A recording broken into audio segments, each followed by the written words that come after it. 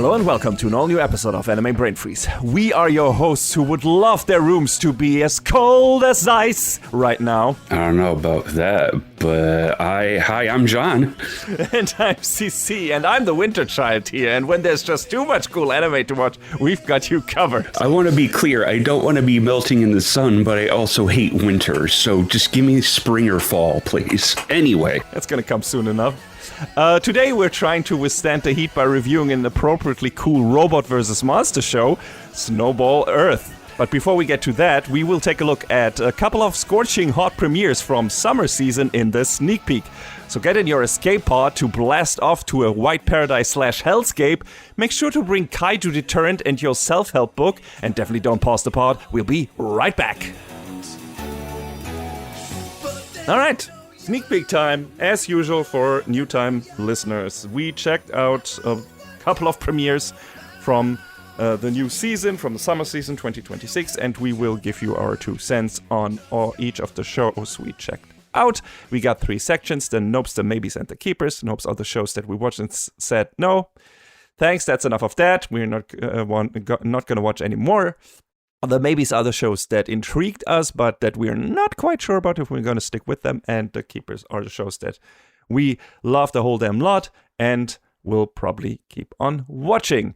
With that out of the way, John, while things are happening, I have a nope, which hasn't happened to me in a while. Yeah, I mean, like I was saying to you before we started, there's one that by virtue is a nope, but I didn't watch, so I don't think it bears mentioning, so shrug. Well, just for transparency's sake, what was it? It was, I think it was called, oh god, what was it called? It was one of the new Leiden film shows, because they, in spite of their pedigree, they seem to always be working on something. Hanaori-san still wants to fight in the next life.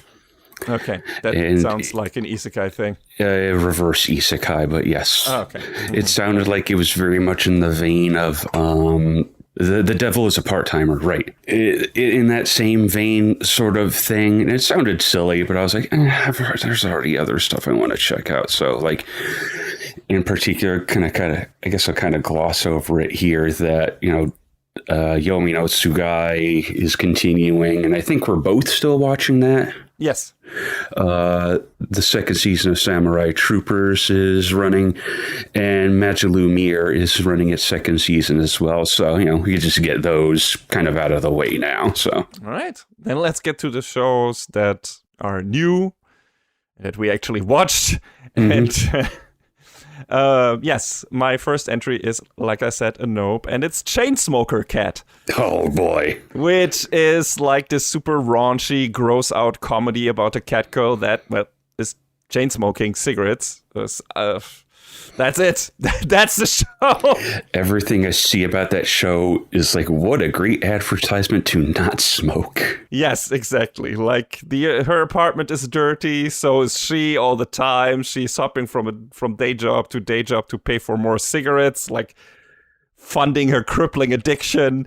At least the show is willing to show the effects of that, and what that can do to a person's life and the people around them. Like, this is not an advertisement for smoking. Although, and I'm wondering why that is the case, there are multiple shows this season about smoking, and the other one doesn't necessarily seem to like be in this vein where it's like, no, this is bad, guys. Like, it's smoking behind the supermarket with you, which seems to be like this middle-aged romance thing going on, and I'm like, okay, why are there multiple shows about smoking this season? Like, I guess this was the summer of smoking. Summer of smoking. Next season we're probably gonna get I died of lung cancer and got reincarnated in another world as a cigarette or whatever. Oh my god. I don't know what's going on. Don't give people ideas. It's already there, John. It's already somewhere in someone's mind. They're drawing it, they're writing it on paper right now, or typing it into their Word doc, and it's like, here, boss, I got a great idea for the next season. We'll see. I hate it. But yeah, like, aside from all the puke and shit humor, there are some actually funny jokes in this. Like, Yanineko, so Chainsmoking Cat trying to half-heartedly quit and applying all of the nicotine patches she bought at the same time on her face. That's not... It happens what must happen and what you expect, and that made me laugh. But it's just too depressing, man. Like, her sister is trying to help her, but this seems like a fruitless endeavor. Like, this feels like Welcome to the NHK with cat girls. I heard the second episode even introduces Heroin Cat. Huh? I can't. I don't need this. I don't want Welcome to the NHK with cat girls in my life right now. I don't need to watch this. I need some positive things. And this, while it's funny in parts, even though it's super gross, is not for me this season. I'm sorry. Like, it looks gross, but while it's looking gross, it looks pretty good. The animation is really good. And, it's funny, like I said, but it's so fucking depressing. And I guess the story is for her to get out of it, but also maybe she just won't. So we'll see. I won't. And I'll stay away from this one. Addiction is difficult to deal with, man. Yeah, absolutely. I know. I'm addicted to sugar. I think that's the takeaway from it. Yeah, absolutely. But yeah, that's it for the nopes, I guess, since the rest of the stuff that we have is maybes and keepers. So, John, why don't you tackle your first maybe? Iron Wok Jan. Yeah. Mm-hmm. So, I don't know. This one sort of caught my eye in a weird way. It was Food Wars before Food Wars. Like, apparently the manga for this started in 1995. So, this is an adaptation of... Oh my God, it's a 30-year-old, relatively speaking, older material, and younger than us. Not old, no, still younger than me. Younger than both. Yeah, that's true. I was getting confused in my head. Oh my God, my brain has been shattered lately. It looks pretty good. It's got all the cooking stuff. It's got basically our main character walking into this restaurant in the first episode and be like, hey, I want you to make me some food. He eats it and says, you call this trash food? I'm going to show you what food fucking is. And he's got a massive chip on his shoulder about, that food. Cooking is a contest. It's not about, cooking with love or putting yourself into the dishes. You have to be the best. And in the second episode, we sort of start seeing why that is. But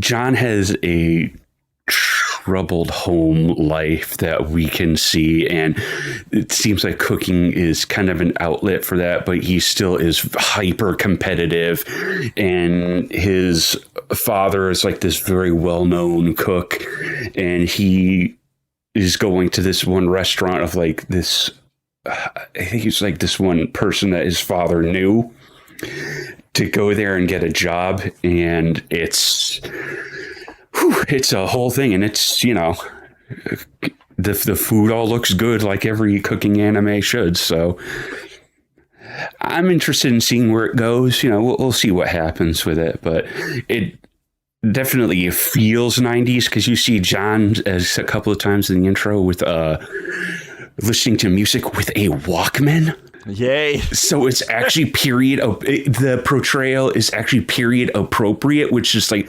oh, that's cool. Because they didn't update it then with smartphones and everything. Fuck Banana Fish.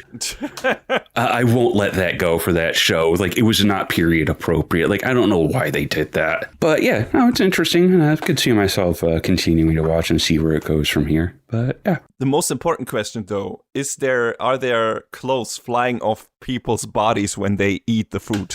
No, we don't do that in this show. I mean, the second episode, they humiliate a food critic, which is great. That's fine. Yeah. Sure. He's like, I charge 1 million yen per plate to test your foods. And he and John and the daughter of the owner of the restaurant are like, why don't you try this out? And they're like killing him with kindness and freaking him out because he has this like golden palate, but he can't quite figure out what's in the food he gave them. And that freaks him out. Poison. No. And that freaks him out enough to be like, your establishment is garbage. He just storms out of there, and who knows where that's going to lead. But interesting. And the intro does some cool stuff where it's like the characters are almost like standing in front of a projector, and you can see like pages from the manga flashing in front of / back of them. So that's really cool too. Mm-hmm. That sounds like a fun time. It does. So it doesn't make you too hungry. I mean, Food Wars did, so this probably will too. So they're cooking up fried rice in the second episode, and I'm like, oh, it looks really good. So what do you got? First, maybe that I have is Black Torch. Who's about this guy called Jiro who can talk to animals. And he is also a ninja.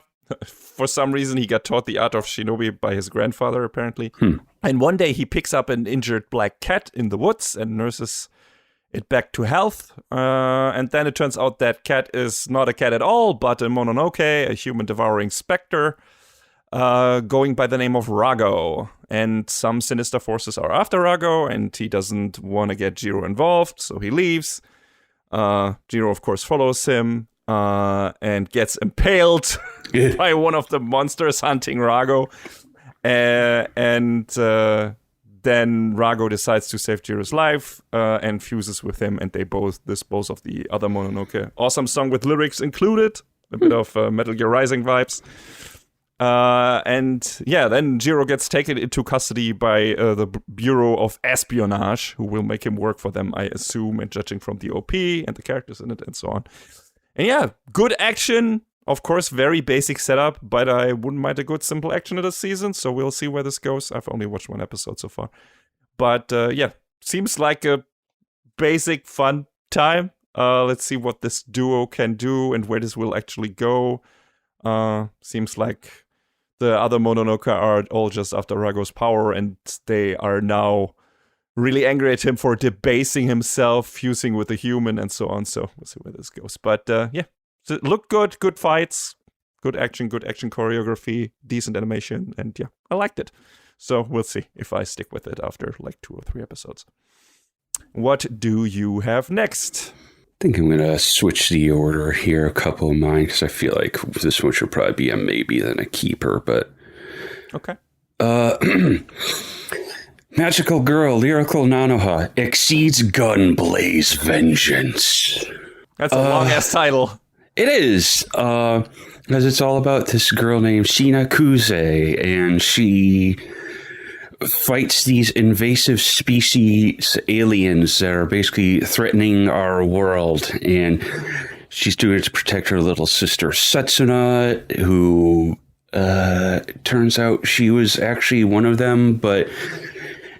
and mind you, this is all in the first episode. So, but you know, she was basically rescued by Sheena and harbors no ill will. And when they come up against this one alien that's like way, way stronger than all of them, she sacrifices herself to give Sheena her power.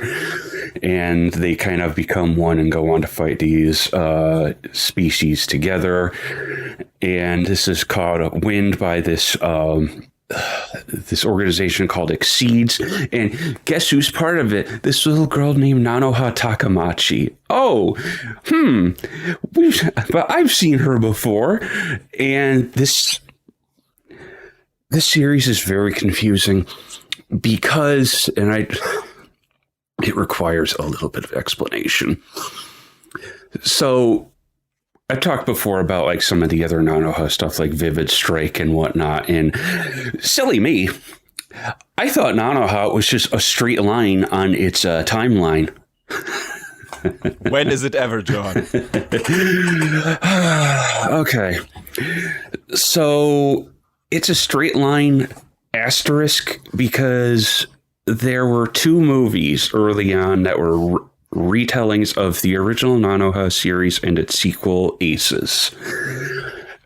The first movie was a pretty straight retelling with a lot of the fluff from the original show cut out. So I feel like if you're going to watch the original show, that's probably the way to do it. And it's on a movie budget, so it looks gorgeous.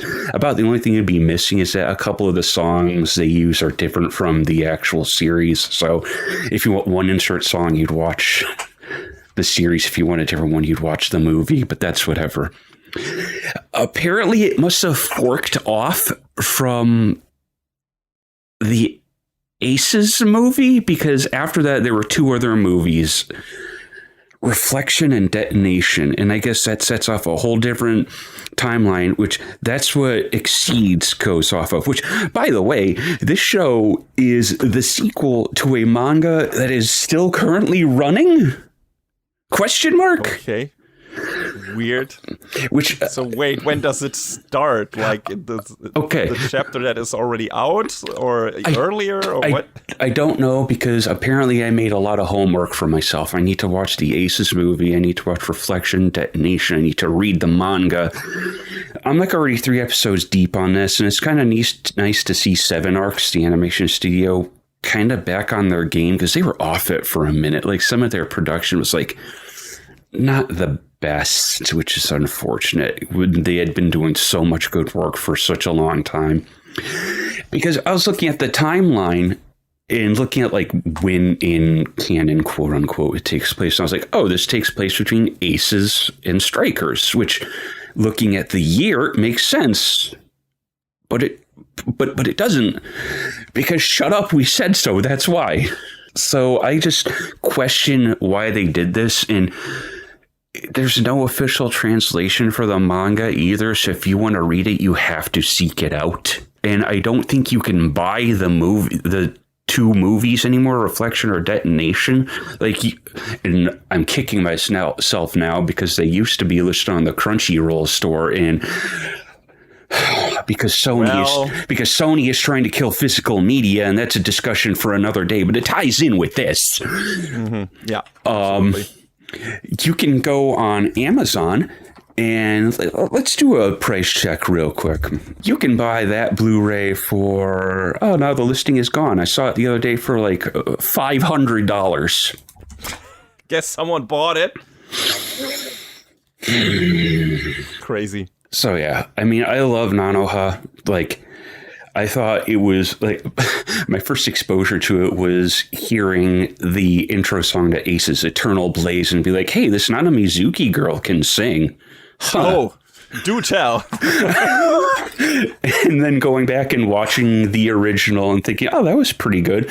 Kind of weird in a couple of parts, but pretty good. Oh, Aces is awesome. Strikers is neat. And, went on from there. And you can see there's a direct line from Nanoha to Symphogear, like pretty much. So, I still love it. And I think I'm there. And I'm glad that it still exists in some capacity. But boy, oh boy, they sort of shot their shot with this series in a really weird way. So it being a maybe is more about, will you be able to get all the homework done to actually watch this show? Yeah, and I mean, I'm probably going to continue watching it, but I just, like, the homework, I feel like is essential to be done at some point. It's just, I don't understand how this is a sequel to a currently running manga. Maybe it catches up at some point. Maybe the manga is almost finished and they have the rest of the storyline outlined, and that's why they can actually, start the manga, the anime, because they know how the manga will end or whatever. Who knows? I mean, unless it's going to be a short run, the manga started just last year in April, so. Yeah, I mean, it could be a short run. And I find it interesting. I'm looking at the list of characters in the manga, and Sheena is not listed there, so Weird. Interested to hear you report back if you actually get to finish all of it. Yeah, I'll figure it out. I want to keep watching it because I have always liked Nanoha, but we'll see. Anyway, what you got? My next maybe is the new Kyoani show, Sparks of Tomorrow. Same. So there's this guy called Seruku Sakamoto who wants to bring about the age of electricity together with his little brother Keiichi, an alternate version of the Meiji era, where steam is the undisputed technology. So this is a steampunk show. Then he disappears to fight in a war and doesn't return and leaves Keiichi behind. And Keiichi is still very much trying to continue the legacy his brother left behind, but, he's fighting windmills, basically, kind of, because everything is now steam and nobody cares about electricity and whatever. And then he runs into this girl called Inako at a shrine, and Inako is good at believing things. That's called being naive. Yeah. But at least she believes in Keiichi and electricity, which nobody else seems to do. So they kind of befriend each other, I guess. And there's this guy called Yosuke Mizue, who's the heir to a giant company and is after this electrical catalog Keiichi's brother left behind. And I think he and his brother were friends in the past and tried to start the electricity thing together, if I'm not mistaken. In the flashback we see at the beginning of the show, if that was Yosuke. That seems to be the implication. I think so, yeah. And he is forcing a marriage between him and Inako's sister just to get his hands on that catalog because he was sure it was in her possession. And he wasn't wrong about that. But Inako's sister quickly slips it to Inako and tells her to bring it to Keiichi. So this first episode kind of ends on Yosuke party crashing Keiichi's and Inako's first look at the catalog. Which ends on a very funny note. I finally found you, my wife. Yeah. Hugging Keiichi while saying that. Not knowing saying my wife in English, no less. Yeah. So, like I said, I've only watched the first episode. I don't know where the story is going yet. I assume this is going to be like this... I don't know if it's going to be a treasure hunt. It's probably going to be about to bring about like the age of electricity, which is what Keiichi's brother wanted. And I guess Yosuke wants that for himself. He probably sees the future in that as well, or he wants to stop it from existing so he can rule the steam market. I don't know what's gonna happen, and we're gonna throw the romance between Keiichi and Inako in there. So yeah, I don't know if you've watched further, John, than the first episode. I watched the next episode, and certain things happen, and there's certain details that to the catalog that might not be there. So. Oh, okay. So it is a treasure hunt. Yes. So they need to find the rest of the pages or something like that. Like I'm trying to say it without trying to outright say it because you haven't watched it yet. But that's fine. That's what I assumed, right? It's like, okay, they gotta, maybe the book is the clue, or they need to get some materials or devices to make this happen, and the catalog is the manual, but they have to go to different places in Japan or just Tokyo, I don't know. Or wherever they are, and just try to find everything to create a machine that will demonstrate the awesome power of electricity to the whole world, and then nobody can deny it, and so on. Make everything light up, even in a bigger scale than his brother did that one evening. So, yeah, something like that. It sounds interesting, and it's a KyoAni show, so it looks fucking gorgeous. Like, it's an understatement, of course, because their shows are always so super pretty, even when they're more cartoony. So, yeah. Yeah, some of the facial expressions in this show border on being really cartoony. Yes. But, you have that in Dragon Maid as well. But it's... That's true. Right? That's a very cartoony show, but it's a super pretty show. So, yeah. I loved looking at this. I don't know if I super gel with the characters and the story yet. For that, I have to watch a couple more episodes. But it was definitely one of those where it's like, okay, KyoAni show, the setup is interesting, the setting is interesting, and the characters could grow on me. So we'll see where this goes. And that's the state I'm currently in. Yeah, I'm not 100% on it yet either, but it does look beautiful. And it's hard to look away from something that and it's a self-contained story. Like, I guess it was a single light novel. So okay, as far as I understand, this is probably going to be the complete story. Cool. That's a big plus. Like if that's like a 12, 24 episode season and we're done with the entire light novel, that could be a nice breezy watch. Yeah, it looks like it's slated for. It looks like it's slated for 13, so it's entirely possible we could get the whole story in that, depending, you know. Yeah. All right. Yeah. Let's see. Like I said, I'm gonna watch another 1 or 2 episodes until I decide. John, what is your next and I assume last, maybe? That was it, actually. Oh, that was it. Okay, then I have to do another one. Yeah, I miscounted, right? Because this was one of yours as well. So I kind of switched at the last second with Nanoha. So okay, all right. So I have one maybe left, and that's Tenmaku no Jaadugar, a witch in Mongolia. The other Science Saru show this season. We're going to talk about the big one in the next segment. And this is, well, I guess the story of a witch, quote unquote, who made a vast continent her plaything. At least that's what the opening narration tells us. And first of all, what immediately sticks out is the style of this. It's very unique, very cool. The designs and backdrops are absolutely not something you usually get out of anime. It feels much more Western / Mid-Eastern cartoon-ish kind of style. Looks very... Oh, wow. Yeah, I'm looking at some European art now. In parts, yes. It's very like Arabian Nights a bit, and in parts even a bit like Disney. It's a very nice mix of different styles, and it's lavishly animated. It's super gorgeous. Like, it's really incredible. It looks fantastic, and the setting is also very fresh. It's set in 1213 Eastern Iran.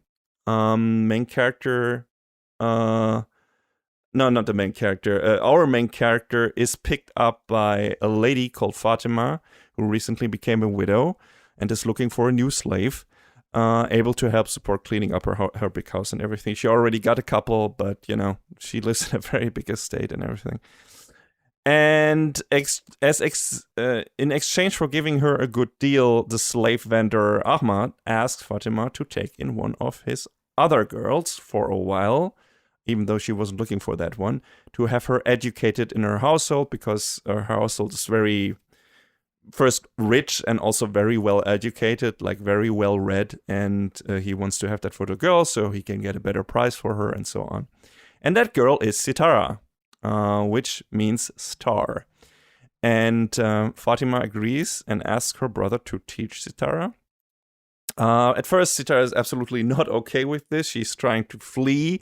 She doesn't want to be sold off to God knows where and wants to go home instead, which is understandable. But her parents are... Her mom is dead, I think. And then she just, got picked up by slave traders and so on, got sold again and again. And now she kind of has found a new home, which she realizes after a while. She gets integrated pretty quickly. Like, she meets the young master of the household, Fatima's son, Muhammad, who seems to be interested in astronomy and geometry and all things knowledge and everything, wants to travel the world and go to the big cities where knowledge is taught, all kinds of knowledge is taught, and wants to challenge the established order and religious dogma and everything. And Sitara does not want to study, so she doesn't become more valuable just to be sold to a place even further from her home than she's now, which is understandable. But Muhammad convinces her that getting educated is the first step in steering your own destiny into the direction that you desire. And so she stays in the household and learns to do chores and how to recite the Quran, how to read and everything.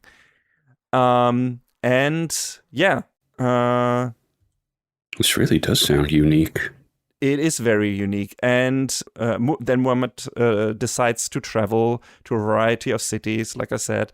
And it's a very foreboding message at the end of the episode, like this was the last time these two people saw each other in person. But he says in order to teach her to read, he's going to write her a letter regularly to read to his mom. And then we have a time jump 8 years later, and then the militia of that town gets defeated and the city gets taken over by the Mongol horde, namely the sons of Genghis Khan. And shit goes really badly, like really, really badly. And as you can imagine, Sitara is abducted and everything and taken to other. But there are some things resulting from that, that she is like very, after being in a state of, oh, fuck everything, I might as well kill myself, she decides that she is gonna use the knowledge she's gained and uses her unassuming position as a woman and everything to, well, it seems like it's not been outright stated yet, but it seems this is gonna be a revenge mission for her. Her main goal is to get back a book that the horde, the Mongols were after. I'll probably go into more detail on that when I do an actual review, because it's really sad why they actually went to town and ransacked it, what the reason was that they wanted this book. But her main goal is to get this book back because it was a book very important to her, to Fatima, the woman who bought her and basically became her surrogate mom after a while. And that's her main mission. And I assume this is going to be about her manipulating everyone around her, hence the witch, right, part, and trying to get that book back. And probably she's going to bring misfortune to a bunch of people who deserve it. So this is going to be very interesting. And the style alone would be reason enough to watch this because it's so unique. It's definitely one of those where it's like, of course, this would come from Science Saru because a lot of their shows have a very unique style. They go a lot more cartoony than a lot of other studios that do shows that are not necessarily geared towards kids. And they do these shows, but they still choose a very kid-friendly style, quote unquote. So that's pretty cool. Yeah, I don't think I've watched a whole lot of their stuff, but from what I've seen, like, they seem to be able to just turn on a dime to different styles, and it's really impressive. Yes, and also it's always really, like, they seem to get a grasp on how to streamline certain designs, but how to make them work in a really, make them look really distinctive and also animate really well. Like have them really, they make really good use of squash and stretch, like the most basic techniques and stuff like that, but to the like biggest effect. And yeah, so the look of the show is fantastic, and something that you will, it's worth checking it out for that alone. The story is also, the setup is really interesting. The reason why it's still a maybe, bordering on a keeper, is I'm not quite sure where it's going entirely yet. I've watched 3 episodes, so I'm probably gonna stick with it unless there's like this big weird swerve. But it's, I'm not quite sure what the actual mission is gonna be aside from I'm gonna get that book back. Like, how is she actually gonna do it? Who is she going to manipulate? Or is she even going to manipulate people? Or is she just going to be there at the right time? Is she going to get involved in military affairs or whatever? We'll see. It's super interesting, but it's also, at least in the beginning, like very harsh in moments. Like, you know, of course, slavery is a topic. It's not treated as, you know, superficially and problematic as in other anime I've talked about or we've talked about. It's kept very realistic in certain parts and doesn't try to make it look better than it is. Oh, that's a good thing. Like something else. Please don't sugarcoat these things. Yeah, and there are definitely some very harsh moments in the second or third episode that will stick with you. So yeah, be prepared for that. But I think it's worth checking out anyway, because of the look and probably also because of the story, but we'll see. if I'll stick with it, I'll probably talk about it at least in the Quick and Dead on the road. All right. Then that's it for my maybes. Next are the keepers. John, what is your first keeper? Well, speaking of science, Saru, how about The Ghost in the Shell? Jumping right into it. Yes. What you say? We already had so many Ghost in the Shell shows and adaptations. Yes, that is true. But for some reason, they never adapted the original manga. I think they did in the original movie, and this is like a more in-depth telling of that. Yes, but I don't mean in terms of purely story. I mean in terms of style. Because if you watch the original Ghost in the Shell movie by Mamoru Oshii, that is a very serious, very dark, very movie of its time. And if you watch that movie and this show back to back, you will get whiplash. Because this is a very, there's still harsh moments in there and everything, and social criticism and everything. But it's a very goofy show. Like, it's, again, we talked about Science Saru style before. It's much more cartoony. Like, it's a very comic booky style that they're using in this. While the old Ghost in the Shell movie and the second one and Ghost in the Shell standalone complex, very popular TV show, they all had a pretty realistic style. This does not. I still do like the style of standalone complex. Yeah, me too. But then you look at this and it's like, this is much more cartoony, comic booky, and the way some of the characters are portrayed in this, like, it just feels a lot more wacky and a lot more funny, and probably a little more realistic compared to how serious the tone is in like every other adaptation. Yeah, maybe. Like, they're just this ragtag band of, I guess, professionals, quote unquote. But they're also really goofy at times, and they like to make jokes and fuck around and everything. And especially the main character, the Major Kusanagi, Motoko Kusanagi, also always very serious person in the other adaptation, kinda mostly, and in this she's just like this gremlin, who's just like likes to antagonize her superiors all the time and everything, and her teammates and stuff like that. But they can also give back as good as they can take, so it's fun. It's just a very fun dynamic between all of these characters. The Komas, the little robots, are cuter than ever. The action is frantically paced, fantastic production values, great color palette, and the cartoony style of the manga original really suits Science Saru's loose animation style. I think they were the absolutely perfect choice for this. Oh yeah, for sure. There's a really goofy moment in the second episode where they're talking with Aramaki about something, and Bato walks in and is like, "Hey, I saw the old guy's car outside and I planted some fireworks in it." And it goes boom. And Motoko's like, "Oh my god, why did you?" And Aramaki just goes riding away on a scooter instead. It's like, yeah, I saw that one coming. It's like, Jesus Christ, what do you mean? Adapting, yeah, they're fucking around with each other more. I feel like also in this version, the rest of the team is rather working for the Major than everyone working for Aramaki. It feels like the power structure is a lot different than it was in the old movie and even in Standalone Complex. It's like all of them, like Aramaki was definitely saying what's gonna happen and what's what and everything. And here it feels like the Major has a lot more initiative, even outside the mission. Like, she says a lot of what has to happen and everything, and a lot of the stuff they do and that they investigate comes from her initiative and everything. So, yeah.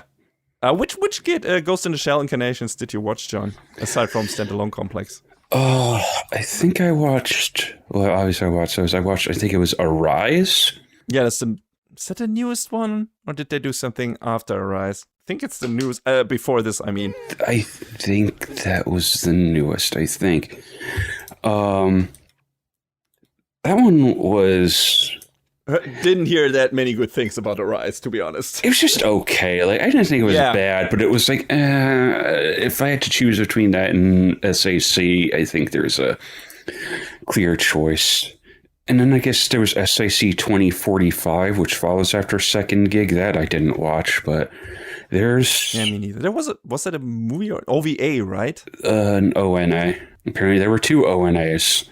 There was also Solid State Society or something like that, I think. That was the first one, probably. Yeah, I think that was just a movie related to Second Gig. I don't know if... I think it was... I only watched, I watched both movies, Ghost in the Shell and Ghost in the Shell Innocence. And I watched both seasons of Standalone Complex. Yeah, there's a lot of extra material to Standalone Complex that I just watched the 2 core series, because there was 2045, there was, you reminded me of Solid State Society, there was a lot of other shit in between. There were manga adaptations. It was a very popular show. There was Arise Alternative Architecture. Jesus. Try saying that 3 times fast. Ghost in the Shell it has stuck around for a long time, and there's a reason for it. It's just a very interesting universe, and this is, I guess, the oldest version of that, but the newest interpretation. So it's really interesting to see stuff that you have seen, screenshots of manga panels before, but that were never really animated in that way.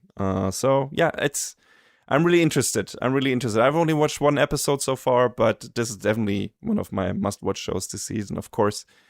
And such a cool style and animated so well. So yeah, this is very much top of the list for me. Like, yeah, give me more of it. Apparently, it's gonna be shortish, about 10 episodes, I think. So we'll see what goes on with it. But promising start.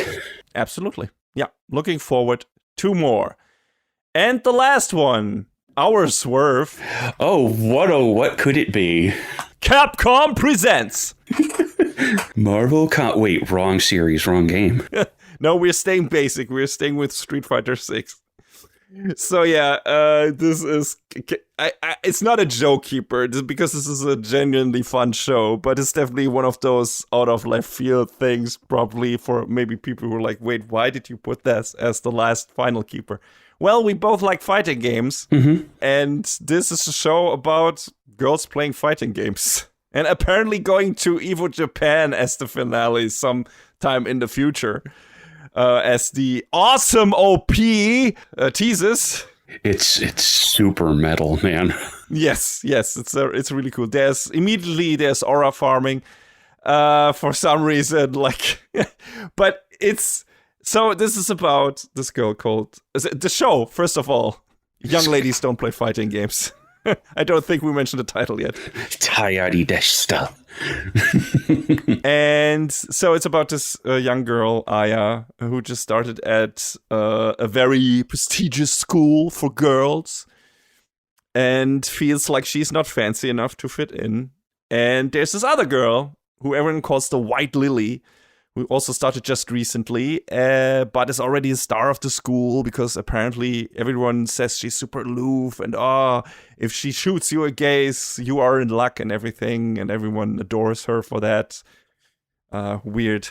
Yeah, so she's like the star of the school, and then one evening, Aya walks through the hallway and hears some weird clicking noises out of one of the rooms. Mm-hmm. And people who played fighting games before and are familiar with arcade sticks, fighting sticks, already know what these noises are. And then she pokes her head into the room and sees then White Lily. We later learn her name is Mio in the second episode.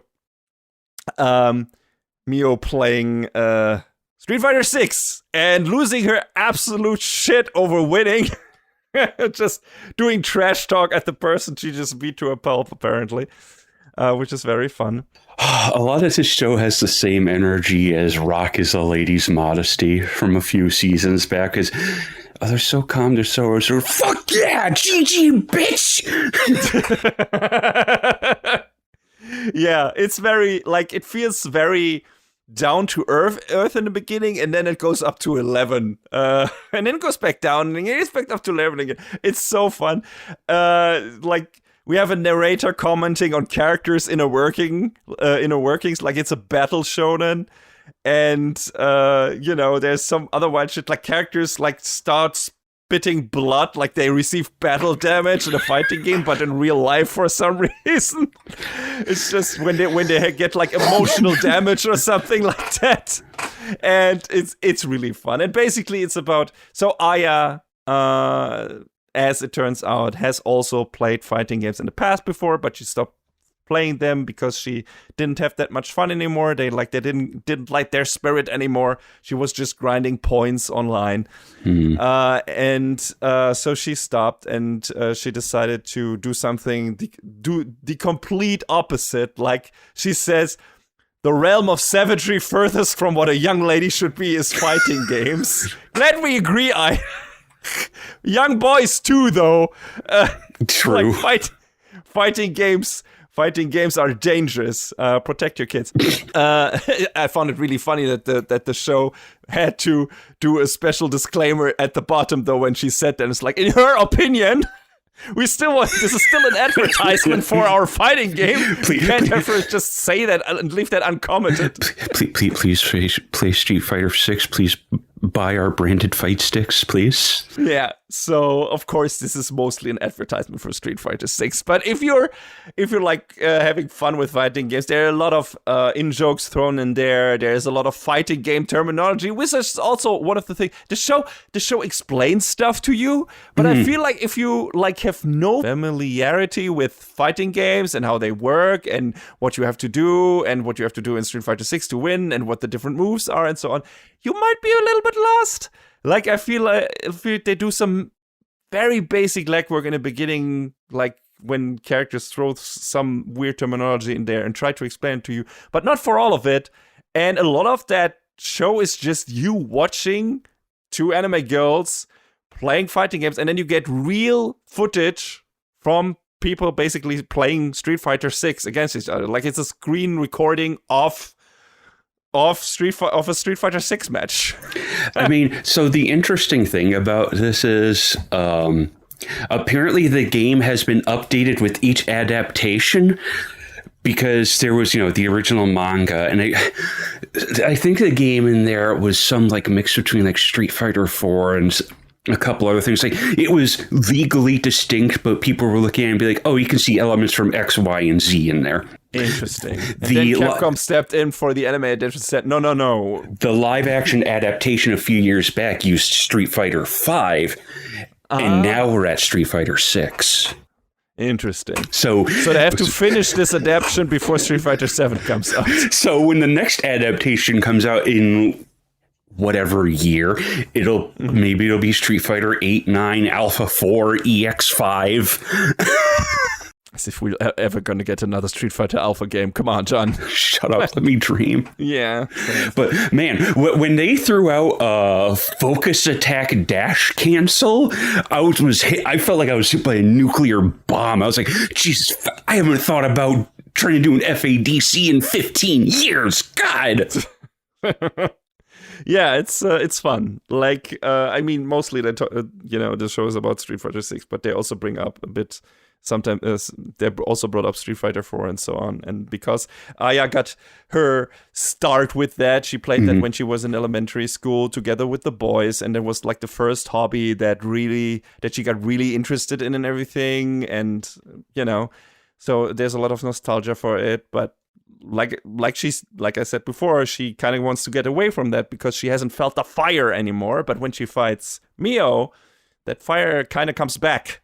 And also added into that is some huge amounts of Yuri baiting, where it's just like in every episode, it's like they're basically about to do the deed. Like, especially in the second one, they do a whole fucking joke, make a whole fucking joke about that, where they try, because gaming is forbidden in the school dorms.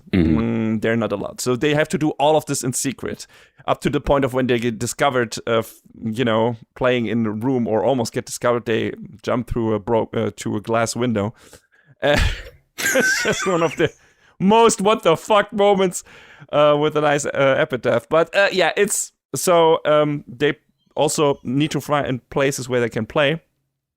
And they try to play in Aya's room, but she has another roommate, and she tells her, like, hey, can you stay in Mio's room for the night? And she looks at them and she's like, wait, what are you? Okay, all right. I don't understand. All love is equal. Love comes in all shapes and sizes.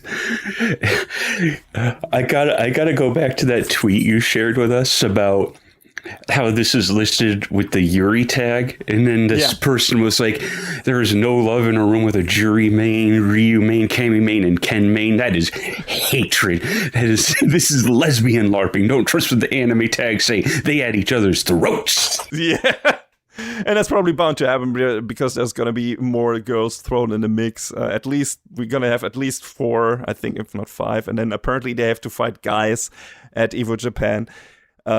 Because for girls, this is still a niche hobby. So this is going to be interesting. It's probably just going to be basically a sports anime. For which I immediately, of course, my ears perked up. An esports anime. Yes, exactly. It's an esports anime. And so we're going to have this, we're going to have some interesting stuff. We're going to learn interesting stuff about these characters. We already learned a lot about Aya. And we're going to probably learn more about Mio and her upbringing and why she got so into fighting games and everything. And then we're gonna see the other characters. We're gonna see some cool matches and have it all emphasized with anime aesthetics, which is cool. And then we're gonna have a tournament probably at the end of it. So it doesn't matter that this is all an advertisement because it's just a fun time. It's a good mix of humor, of simulated fighting action. And some good, some nice bits of character development, a bit of, like I said, a romance teasing and everything. So we'll see where that goes. Hopefully none of the girls drown in the pools. I'd hate to see that happen. What? Oh, in the pools. Sorry, I was like, what? Not the water pools. The pools trying to get into the tournament. They're probably going to hit top 8, all of them. They're trying to get into top 8. You don't want to drown amongst everyone else. Yeah, we'll see. But yeah, this is just, it's one of those weird niche, this is a show just for us. And I mean, not just for us, but specifically like for us and cater to our interests. And it's like, okay, I want to see where this goes. And that's why it's a keeper. It's definitely not the best show this season. I would be surprised. Like we should probably have put up Ghost in the Shell as the last one, but I feel very strongly about this one. I had a lot of fun watching this. I also yesterday had some friends over who are also into fighting games, and they hadn't seen the first episode yet, and I hadn't seen the second episode yet, and we watched both together, and we were laughing a lot. So it's just, if you've played fighting games before, if you are currently playing Street Fighter 6, if you play any other fighting game, you will probably get some enjoyment out of this, or maybe a lot. So I know both of us did, apparently. So I want to see where this goes, and I'm happy that it's based on a manga, and which is apparently finished. So we're gonna have probably a proper ending to this, and it's also well animated. Like, of course, there's not that much, action animation going on because the action is actually, recorded Street Fighter matches. But the character faces and everything are good, and you have some wacky stuff happening and everything, and the character designs are good and pretty and stuff. So I mean, Dio Media does some good work, so this was, hopefully they'll be able to carry this one on the scenes in between the fights. And like I said, the OP is absolute fire. Like, it's probably my favorite OP this season, next to the Ghost in the Shell OP. So it's really cool. And the Jaadugar OP is also really nice. We have some really good OPs this season. Yeah, like I said, the one for Wok Jan is pretty good too. Yeah. So Yeah, even the Chainsmoker Cat's OP was pretty good. Oh, that's right. Yeah, the new OP and ending for Yomi no Tsugai are also really good too. So, well, there you go. This is a good season for your Anna songs. Yeah, absolutely. So, yes, but that's it for the sneak peek. A wild array of shows, a very colorful mix of shows this time around. Like, I feel like most of these are not like the others. So, that's gonna keep things varied and interesting, and we'll see which of these will return as for reviews for the next season. But hey, speaking of reviews, we have not that many this season. We have 2 for you, 2 full ones, and we're gonna get to the first one in a couple of seconds.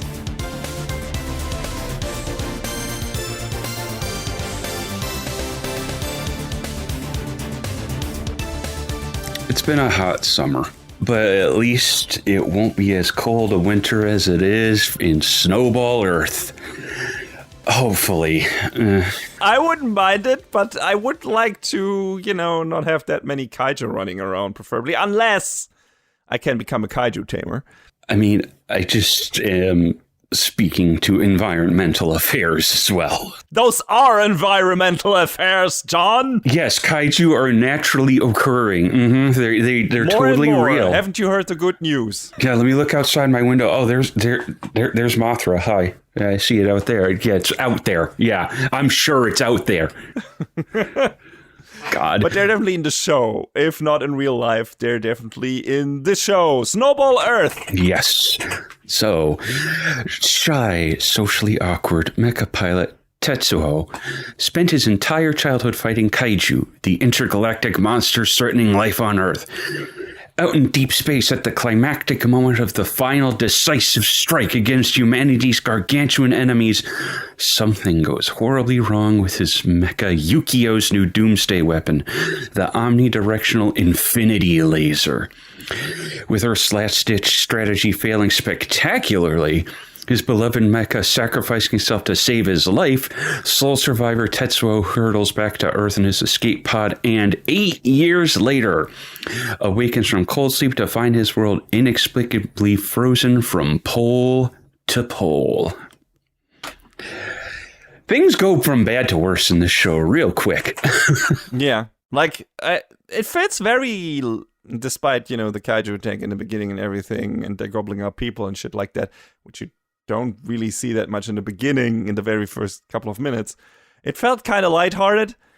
Felt kind of darkly funny when, the let's say the pre-fight version of Yukio tries to stand in for robots' rights, and it's like, I don't want to be a bomb and shit and stuff like that, right? Yeah, do you blame him? No, not at all. Let me give this machine sentience, but also make him a bomb. Do you think that was a good combination of things? No, not really. But it still felt kind of like funny in tone. Like, it didn't take itself too seriously in that moment. Then, Tetsuo, when he's still 9 years old, gets into the cockpit of Yukio and they kill the kaiju. He becomes the savior of humanity, basically, the savior of Earth. And then we have the scene in space where it's like everyone is really relaxed. It's like, oh, they're all the kaiju. We're going to activate the laser. Like, they think that they have this win in the bag. And then... I mean, why wouldn't they think that? But... Yes, exactly. And then something goes really wrong. And even that moment when they realize that the laser, is not working, they're like, whoops, what is going on? And it doesn't look like they're super scared in that moment. It feels funny because the tone before it is so lighthearted.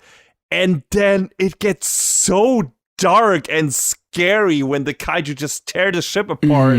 And you see the people just floating through space. Even later, I think just an arm or something. It's just so grim and dark. And then Yukio has to sacrifice himself and sends Tetsuo away in the escape pod and everything. And it's just, I was like, whoa, okay, this really escalated quickly. What the fuck is going on?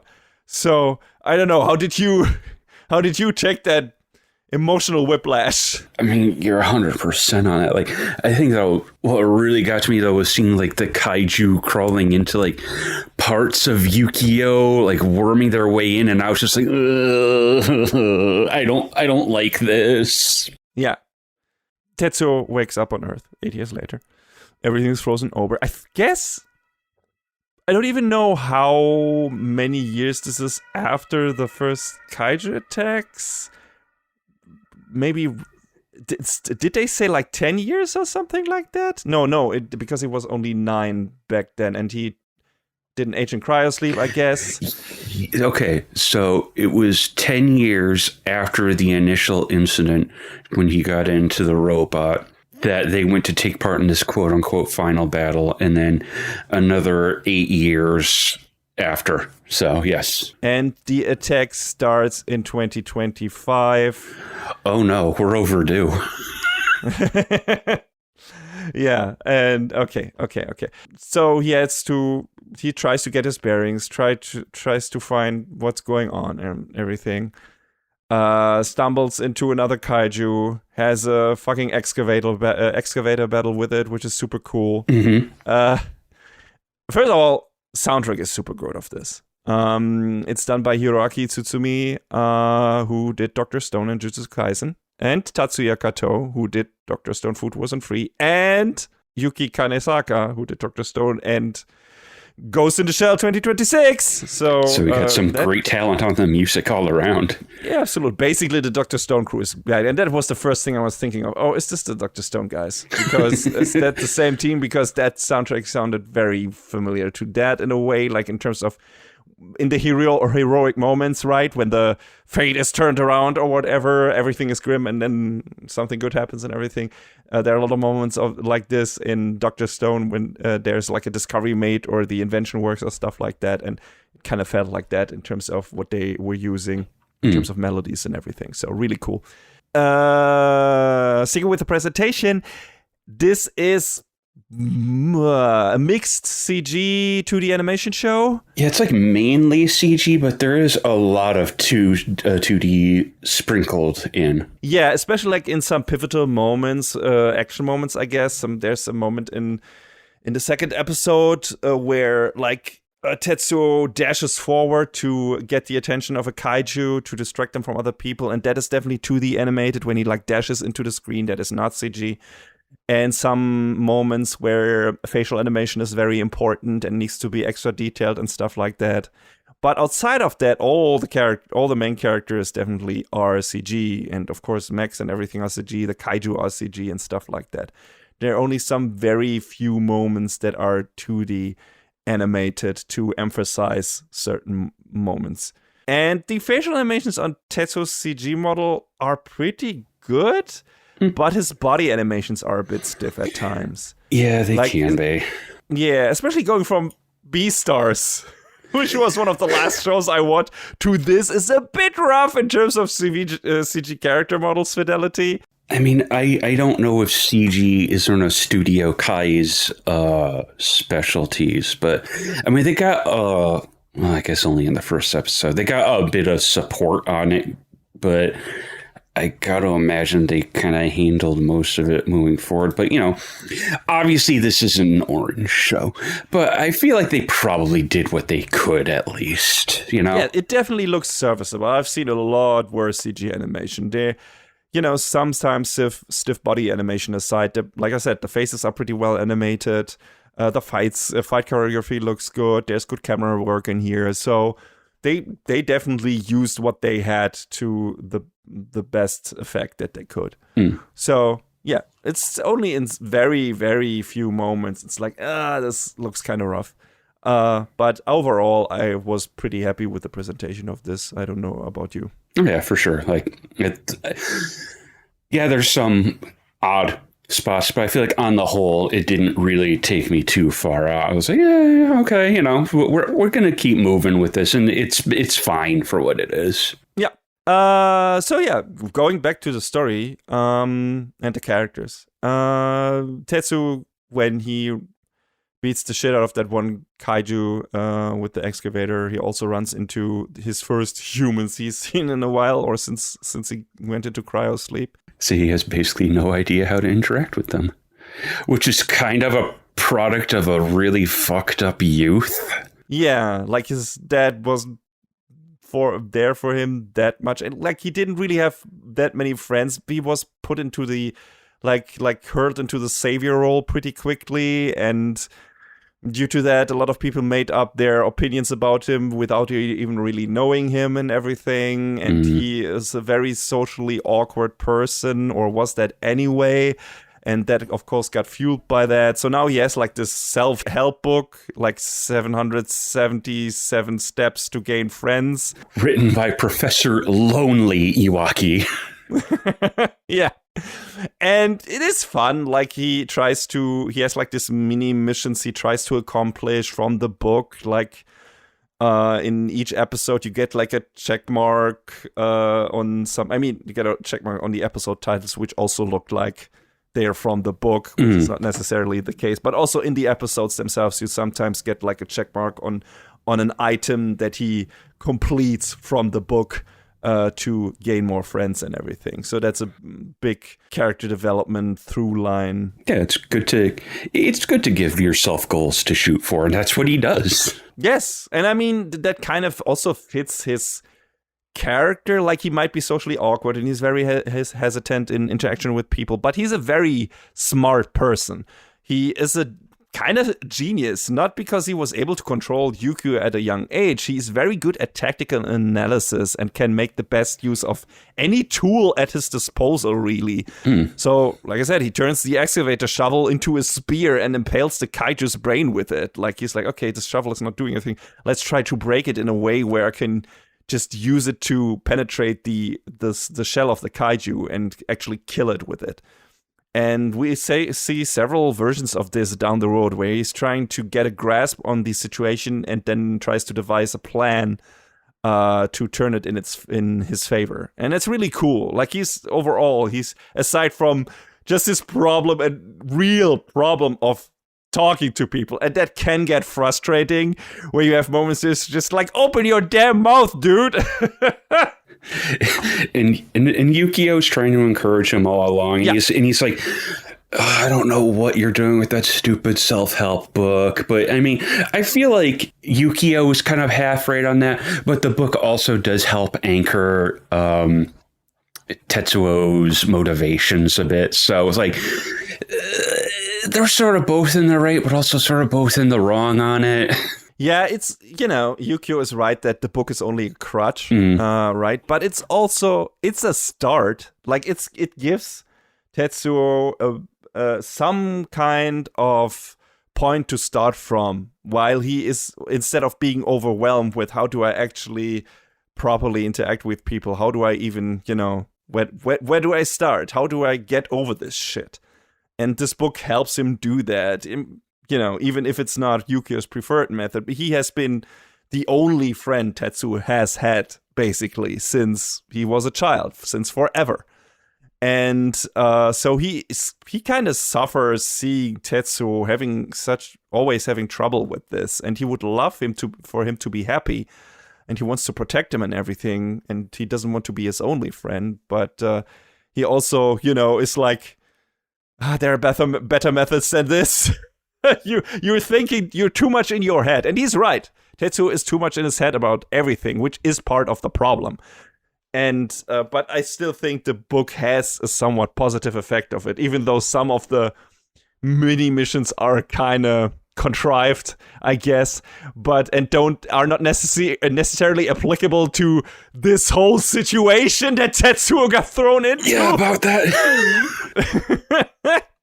But he makes the best. He makes the best of it. He tries to do the best with it that he can. So it's fun. It's always fun to him having this like weird chore missions in there, and those getting fulfilled is like a quick win, so to speak, when he manages to check one of the boxes in the self-help book. So it's pretty cool.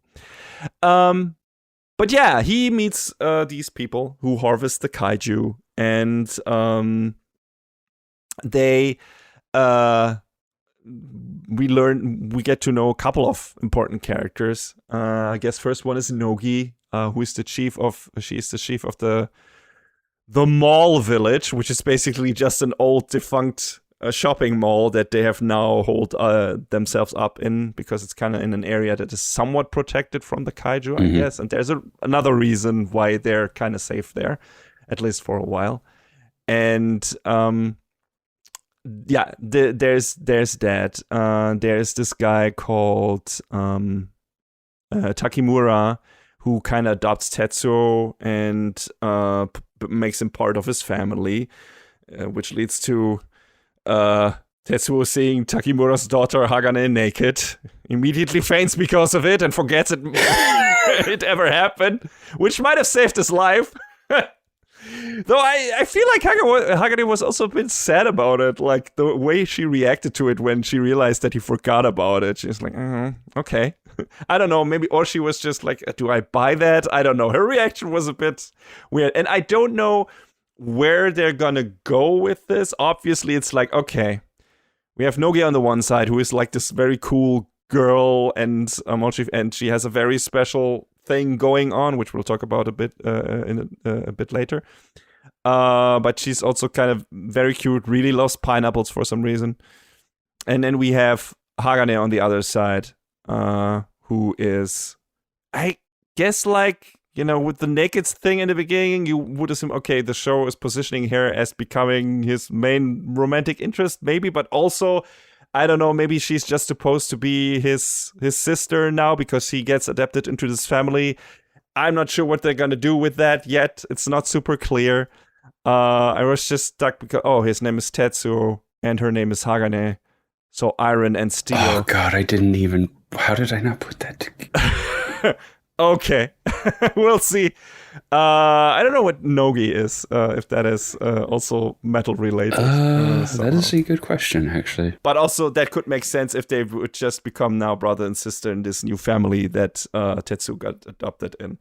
That one is iron and one is steel. So whatever. We'll see where this goes down the road in the coming seasons. But so far it feels like Hagane is more the sister character. And Nogi might become the romantic interest down the road, if they even do that, which is not clear at all. But yeah, I don't know if that's what they're shooting for at the moment, but exactly. But I can see that also happening, like the way they do this, because, you know, that can also be a human relationship, and this show is also about all different kinds of human relationships and making all kinds of friends and everything. So. We'll see. It could be that, but it's not clear yet. But yeah, we have a very important moment that not really a spoiler, because, and I feel like we should go into spoilers at the end of this review, because otherwise we're gonna have to skip on one of the more interesting aspects of this. But turns out in the second episode already, I think, or in the third, that Yukio backed up his consciousness into the snowflake escape pod, and he returns to Tetsuo and saves him from a kaiju, which is an awesome scene. And Tetsuo wasn't the only one tearing up when his friend returned, let me tell you that. Music by the three people I mentioned before worked really well there. Really, really nice. And they beat together, they beat the kaiju, and then now Yukio is kind of back in his old egg-shaped form. Like, he has had different stages in the past of being a battle robot, like first egg-ish and then more bulky, and then at the very end he was like this huge super robot, giant fighting robot form. And it's probably, the show is probably going to be about him upgrading several times over the course of the show and getting back all his power, Metroid style.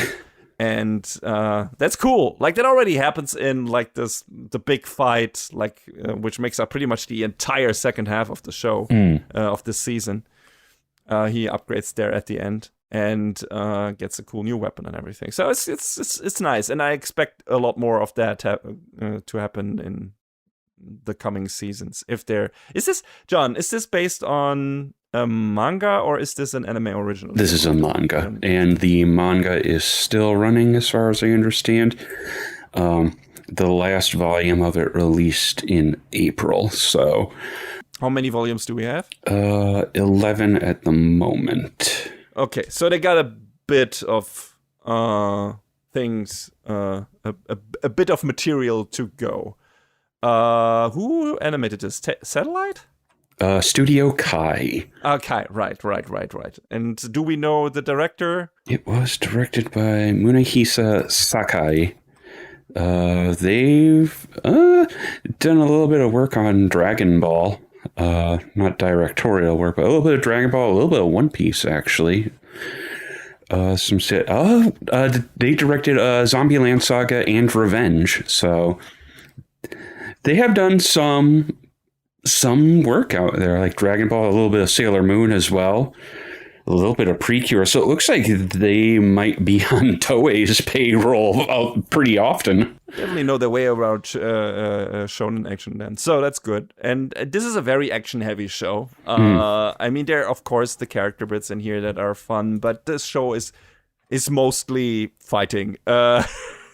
Between robots and kaiju and kaiju and so there's a lot of that. And the show is surprisingly bloody.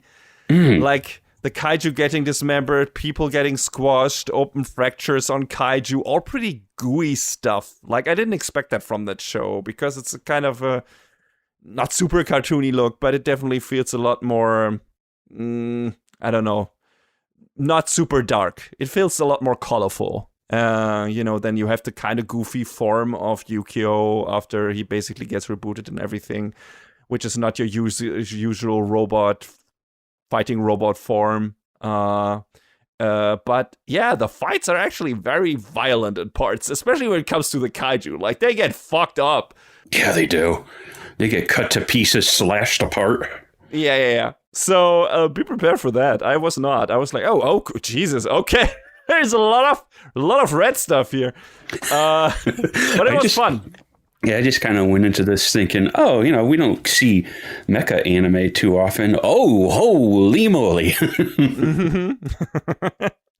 But yeah, so Tetsu gets integrated into this village basically, and we learn that an abnormal kaiju appeared 10 years ago out of the ocean and froze the entire world. That's why it looks like it does currently. That kaiju apparently is also still in Tokyo, hanging around for some reason. We learn a lot more about what's up with that, but at the very end of the season, not all of it yet, but a lot more. And since the world froze over, food got sparse and everything, so some people started eating kaiju meat because they didn't have anything else. And it turned out that a lot of people died from that. Yeah, a lot of people weren't able to adapt to it.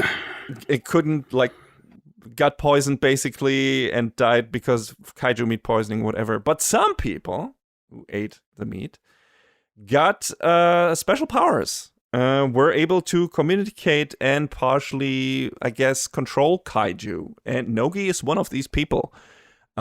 She, and I guess all of them, get also white-ish hair when they become kaiju. I don't know, do they call it kaiju tamers, or did they call it something else? I'm pretty sure they called it tamers, yeah.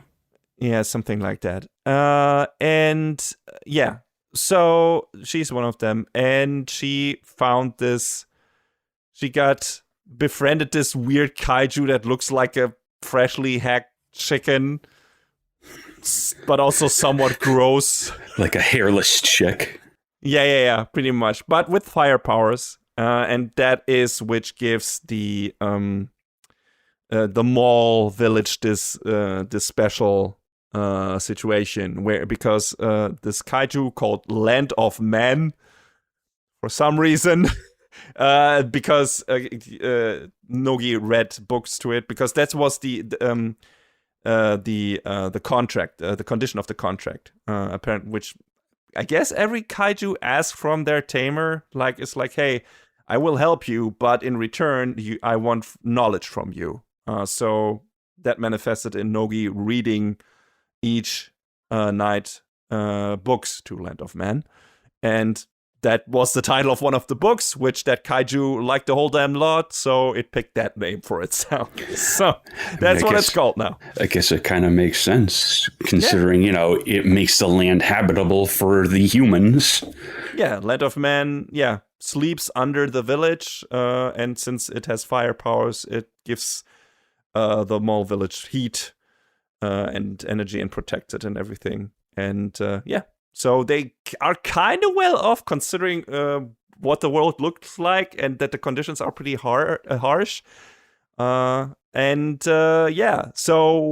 of course, they're not the only ones who understood that Land of Man is a very valuable kaiju. And that's where kind of the second half comes in. But before that, we have like this small side quest basically with Tetsuo and Hagane, his basically new sister. And Hagane is like an inventor like her mom, who got killed.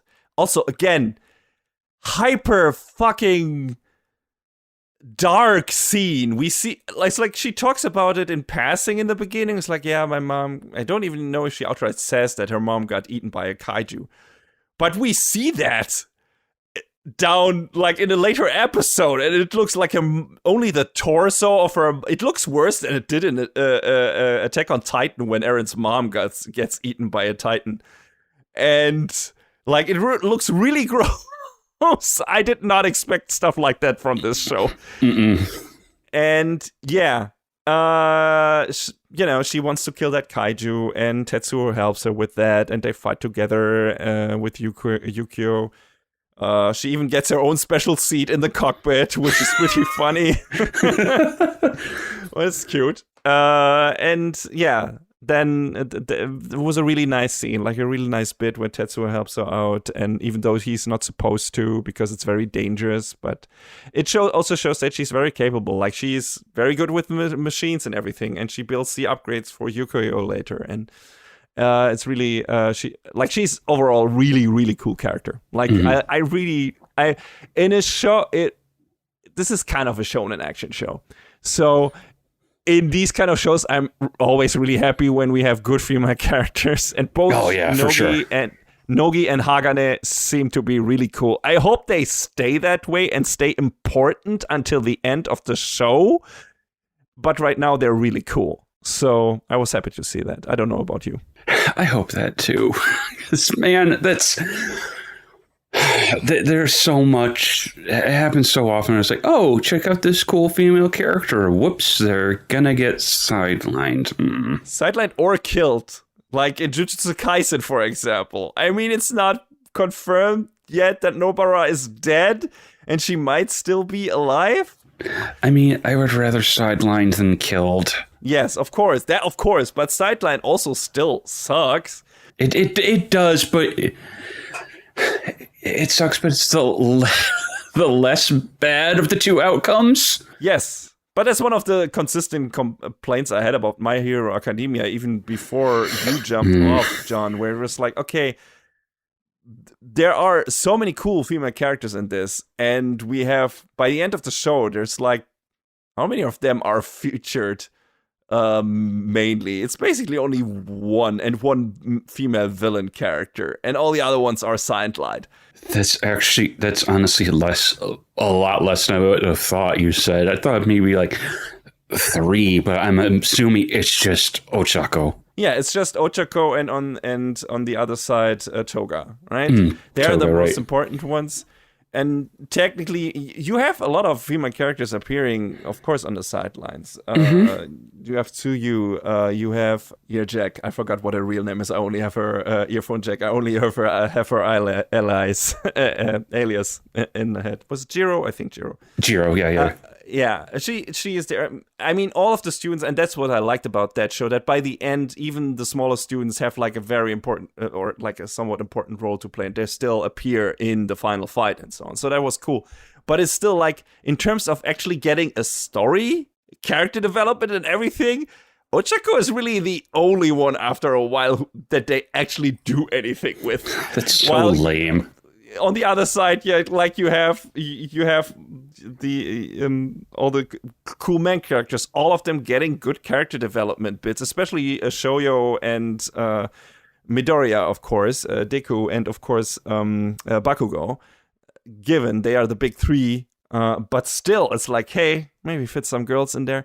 So I hope Snowball Earth does that and sticks with these characters and keeps Hagane around, which makes sense because she at least will be there to always upgrade Yukio. But I hope that's not going to be her only role because, you know, the background with her mom and everything and her relationship to the kaiju. And on the other side of things, Nogi, with her being a kaiju tamer and everything, she can, and she's a powerhouse, as we later learn.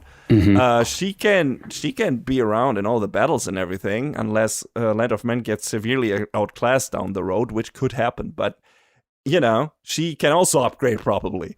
So I don't see why they should get sidelined. I mean, I feel like they're pretty core to the story, so if they got sidelined, it would just be weird. And I mean, Nogi is the first friend outside of Yukio that Tetsuo makes kinda in this after coming back, right? He's the first person who he is able to introduce himself to, I think, and he shakes her hand, I think.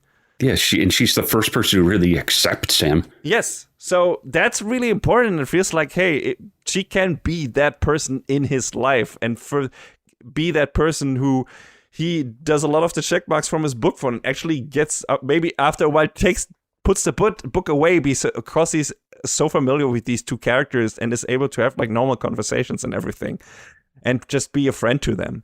So that's going to be interesting. That's one of the things I look forward the most in the coming seasons of this, because I hope they do a lot with that. I mean, we sort of start to see shades of that later on in this season, so maybe, you know. Yeah, I'm hopeful. I'm hopeful that they're going to stick with that, because it's just one of the main themes of the show is like, hey, it's important to have social connections and it's important to have friends. And that's Tetsuo, aside from maybe thawing the world and killing the evil hyper kaiju, whatever, that's his main mission in this show. So I hope they do enough with that, aside from just these mini missions and everything. Because, you know, as we have a moment in the show where I'll talk about this later, but where Tetsuo's efforts to connect to people severely backfires, and he has really to wrestle with that. And that was super cool. I want more of that in the show, because relationships with other people are messy. They are complicated. And you cannot just always, like, even if you have the best intentions, it might not work out just if you go forward and try to talk to people, even if you're not socially awkward. So I was really happy that they put that in here, and it's not just this one-sided thing of Tetsuo just going out, making steps, and it always paying off. It doesn't, at least not immediately. So that's cool. That's really cool that they also show that side of this mission. I mean, it makes sense to have both sides, because, you know, you could have it be, you know, some dumb saccharine story. It's like, oh, everyone's my friend. But when he runs into the first character who's like, no, screw you. It's like, that's a life lesson, my dude. Yeah, exactly. But, you know, a lot of shows just skip over that. And they have like these single-minded shonen protagonists who have just this tunnel view. And it actually works for them all the fucking time, because they're just so steadfast. Luffy is a lot of that, really, although it's just he has like this indomitable will, and that pays off for him most of the time. Very few moments it backfires, kind of, because he goes into things not really making a plan, and that sometimes backfires, but mostly he succeeds. And he doesn't really have to wrestle with the feelings of it and everything, of just being this very blunt, straightforward, very contagious in terms of friendliness and everything and sympathy person. And I feel like they immediately in this show, they go into that and they say like, no, this is more complicated than your self-help book might make you believe, dear Tetsuo. So I appreciated that. I appreciated that the show was not beating about around the bush in that regard, or just skipping over that. So yeah, really cool shit. But yeah, that's kind of like the first half of this show. Like, we have the setup, we have the return to Earth, we have him getting acquainted with the mall village people and everything. The little side quest with Hagane, them becoming a family and everything, which is really nice. And I guess this is where we switch to full-on spoilers, because otherwise it will become complicated to talk about it. Then this basically turns into a huge, prolonged, giant battle for the second half of the show. So there is this guy that gets introduced called Colonel Sagami and his group of gifted children. And they belong to this splinter group of the organization that Tetsuo and Yukio fought for. Erde, Earth, in German, of course. Is that what? God damn. Yes, that's what it is. How am I not putting these things together? I mean, it's spelled differently. Like there's a dash between the E and the RDE, but I thought it stood for something, and I just didn't bother to look it up, and I just sort of was like, oh, okay. It's an abbreviation, right? It's an acronym for something. They say it at some point. I don't know what it was, like something blah blah blah, Earth Defense, some kind of Earth Defense Force thing. It's definitely that, but also if you just put the letters together, it just spells Earth in German. Jesus Christ. So that was fun. But yeah, so there's also this splinter group that was created by this Colonel Sagami that is called Vierde. And what does that mean? Not really anything. Oh, okay. I am not. There's not. It was a little less clever. I guess it's just this. Yeah, maybe the VI in front of it states something for, I don't know. Maybe if you look at the abbreviation of that, if that can be found somewhere, then that actually also connects to Earth in one way. But right now, I can't really make any sense of it. But yeah, that exists, and he's an interesting character. Sagami was like the soldier that enlisted with Erde. He pushed himself to become the savior of humanity and rose through the ranks very quickly. And then Tetsuo appears, little 9-year-old boy, basically showing up this veteran soldier and pretty much dashed all of his short-term plans. So he put a long-term plan in motion. He created the subdivision Vierde, comprised of gifted children who he wanted to use to finally become the savior of humanity. He is in his own mind, or always was destined to be in his own mind. And I mean, the funny thing is he kind of has a point, because he has this. His argument is for the creating the Vierde program is that humanity cannot rely on Tetsuo alone, and he was absolutely right in that regard. Oh no, absolutely true. Like, he has a point starting out. Yeah, the big problem is that reasoning is not based on a desire to do what's best for humanity, but instead on egoistic ambitions and envy of Tetsuo. Yeah. And also, he has it completely planned out, and there are some, he takes paths that he shouldn't have taken, and that kind of fuck up everything, and are kind of the reason why his premonition comes true in regard of that humanity should not rely on Tetsuo. Because as it turns out later, he's partially responsible, or mainly responsible for the mission in space. Tetsuo's mission in space going awry and everyone dying there and everything. So he basically fulfilled his own prophecy. But yeah, he gets introduced. He survived apparently, and some of the kids apparently survived as well. He took them out when the world got frozen over and everything, and took them with him. And they ate kaiju meat, and some died. But he and some of them survived. All of them got kaiju tamer powers, and now they all have kaiju. And they want to save the world. That's what he says, at least. And for that, in his opinion, they need many powerful kaiju, and one of the most powerful ones, as he is aware, is Land of Men, and he knows where it is. So he wants to attack the mole village and wants to take Land of Erde. I don't know if he even intends to take Nogi with it, or if he wants to take it over himself, or whatever what his plan is, but he wants to basically steal Land of Man from them and destroy whatever stands in his way. Like, he is not afraid of stepping over corpses. And that becomes even clearer down the road when you learn what he did in the past. So, yeah, he's a very interesting character, very interesting villain in terms of being like this really starting with good intentions, but for the wrong reasons, and also using really underhanded methods and being really fucked up. Maybe even before that, but definitely through his experiences and because of the things he was willing to do. Because that definitely fucked with his brain. Absolutely. Yeah, I mean, we kind of find out some of his decisions were influenced by a certain someone who may have been influenced by a certain someone else. Yes, exactly.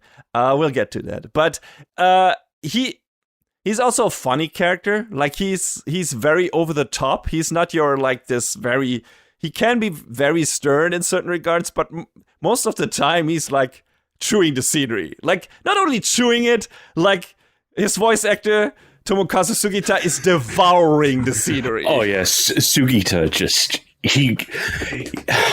I love him because he just throws himself into every role. This one in particular, he just went all in, and it's like the whole time. Yes, he's very over the top.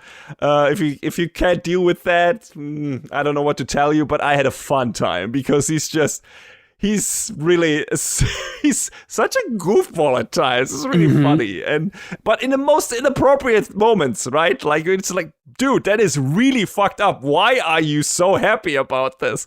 And he comes across like a real insane person, but in a fun way. Like, he's just a fun, really evil character in a lot of aspects. Yeah. But yeah, that basically he learns that Tetsuo survived and is back on Earth in his robot, and is immediately says, okay, before we go to the mall village, we're gonna take that guy out because I hate his guts.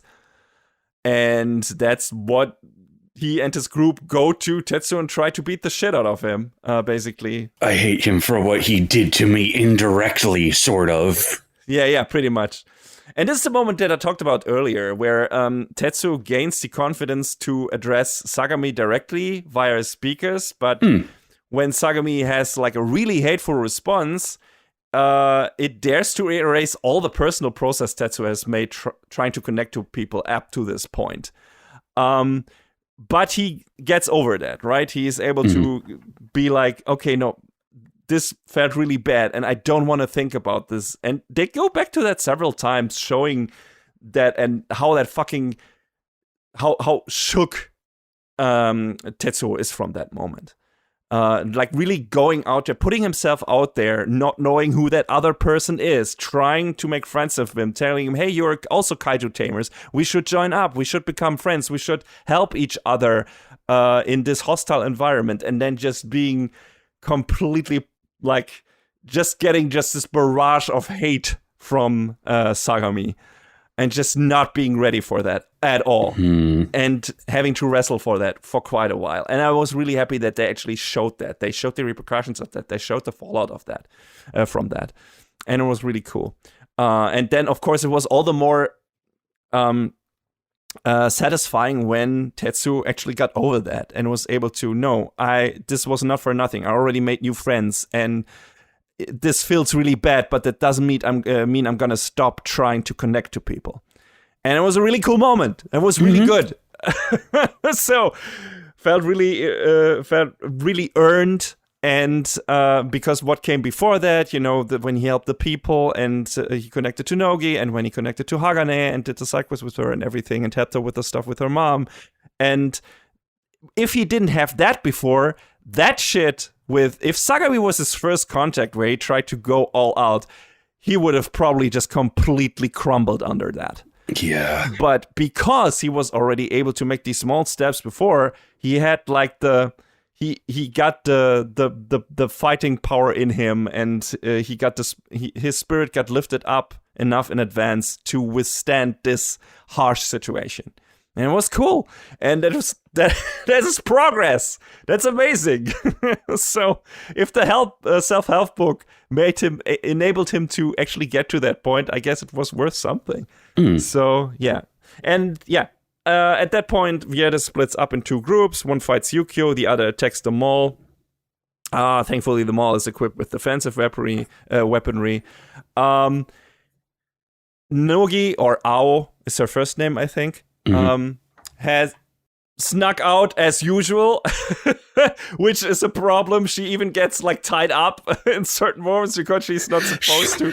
She keeps getting reprimanded over and over for it, but she keeps sneaking out and doing her thing. So yeah, it's also funny because she introduces herself, or is introduced as the village chief, but she's like, what is she the chief of? Is it like economics? Of like finances? Finances. It's like, oh, yeah, she can fight. She's the village chief. No. not really. And she wears it like a badge of honor that she's been reprimanded so many times for going out on her own. It's like, girl, where are your priorities? Yeah, she's very headstrong, and, which makes sense because, she has a fire Pokemon.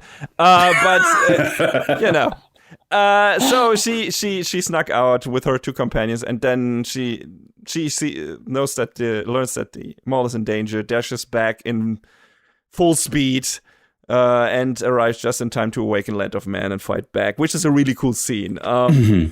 It's an unwritten rule to cheer when a song with vocals sets in at a pivotal moment, which it does in this.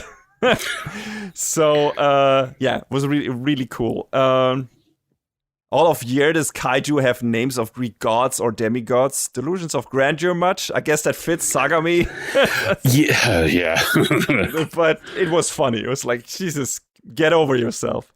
But yeah, we have this fight against three kaiju from, and, their tamers from Vierde. Land of Man pretty much disposes of all of them pretty easily because it packs some serious firepower. And like, come on, man, it's really good. Like that's what I was like. Okay, how much of a she seems strong, but how strong is Ao really? She is super strong. It turns out very. Like the only one she can't get really like beat of the group is the main one, like Sagami's kaiju Hercules or Heracles, and who after she beats the three kaiju teleports in suddenly and gets himself a helping of Hot Wings, and the rematch of Hercules versus Yukio that ensues after that. Is really awesome. Really cool fights in this show. Like, they really make the most of this being full CG and everything. Like I said, cool camera swerves and everything. And the choreography is really good, especially in that fight. Especially Tetsuo's line, "We might not have won every battle, but we never lost twice." It was really good. It beats the shit out of him, at least at that moment. I really like that. With really, you always need some good zingers, and it's not even that much of a taunt or anything, but it's like, hey, I learned from my mistakes. Do you? And it's really cool. Yeah, we learned that Sagami has some like precognition powers, but by letting Yukio take the reins, he's able to get around that, and Sagami basically burns himself out trying to see so far into the future. Yeah, I don't know. That was a bit weird. I understood the gist of it, but I think the way Sagami explains it is he cannot see it if an action is not controlled by a human or not initiated by a human being. Then he cannot see into their mind and cannot see it happening beforehand, before it happens. And that's, first of all, he gets hit by a drone that is steered by the two assistants of Ao. And then, like you said, Tetsuo gives the reins to Yukio and he attacks him. The Yukio stuff I understand. The drone stuff, that drone was still steered by a human being. Yeah. So why did that work? Why did that hit Sagami's blind spot? That wasn't quite clear to me. Maybe because that one he wasn't expecting because he was so focused on Tetsuo and Yukio. I don't know. Maybe he was focused on Tetsuo's mind and didn't reach out to other people or didn't notice that other people's mind were directing their antagonistic thoughts against him or something like that. Yeah, that could be the case. But yeah, super cool fight. And at that point, we learn, or this is splintered in between. We always see flashbacks to how Sagami's life went in the past before, all went to shit and everything. And there's this person that gets like sprinkled in the background here and there. It's this lady called Nadare, who apparently helped him in certain moments. And we learn earlier that apparently many of Sagami's superiors and competitors died under mysterious circumstances. That's why he was able to rise through the ranks so quickly. And we see, Nadare helping him in certain moments with training and everything and making him more powerful, better weapons or whatever. And then we learned that Nadare basically disabled the spaceship, which led to, for the final of Tetsuo's final mission, which led to its destruction. And Sagami basically asked her to do it, even though he kind of does it under duress, though. Yes, she kind of pushes him into it. Like, she's basically, she pushed him through the ranks by convincing him to take any possible route, be it even an unethical one, to be able to become the savior he wanted to be. And once Tetsuo appears, it feels to him like he has no other option to do this. And she is kind of like the voice, like the devil on his shoulder, telling him, hey, you must do that. Then you can still become the savior you want to be. And due to the person he is and the easily influenced person he is, he listens to her and at some point does what she tells him to do. And at that moment, it was pretty clear who Nadare is. Yeah. It's like that was the moment where it's like, okay, she's the Tokyo Ice kaiju, isn't she? Because we know that kaiju is still hanging around. And it has it doesn't necessarily have a super female-ish form, but it's like androgynous and everything. And we never hear it speak, I think, before. It's like, okay. Why is this character so highlighted here so much? And she seems to be the puppet master in the background. And why might she want to do that if maybe she's working with the kaiju for some reason, if she's not the kaiju herself? And that's what it turns out to be, at least later down the road. But we first learn more about why Sagami did what he does. Like, his severe self-loathing and lack of self-confidence, fueled by his shitty childhood that he had, made Sagami think, like, he has really bad parents, made Sagami think that he could never come close to the level of Tetsuo by taking the normal righteous route. And he definitely had huge regrets when he realized what damage he did and the earth got frozen over. That much is evident. Like, he even gouges his own eye out, which is a really gross scene. Yeah, that was... once he realizes that basically he doomed the entire planet by what he did, because he really quickly picks up, okay, this must be because I did this and I am not able to stop this kaiju and Tetsuo is not here anymore. And he thinks at this point that Tetsuo died and he's like, I killed our only savior. I don't have the power. What am I going to do? And I mean, Nadare kind of fills him also in on that. Who she is, I think. I don't feel like she puts that in there quite at first, but then it's found out after the fact. But I think she tells him that he's responsible for this, at least. Like, blames it on him or whatever. I don't normally feel bad for the villain, but man... I mean, it's one of those classic, you feel sorry, but he completely brought it on himself, right? Yeah. But I mean, in the aftermath, before taking control of Heracles and all that, like, he tries to help out the children he was training, and he keeps them safe and he keeps them close. And I feel like there's some level of redemption to that, up to a point when he, attacks Mishima Mall and he tries to kill Tetsuo and take the land of men. But in the aftermath after that, he's like, dude, I did so many wrong things, and he recognizes that, but there's no.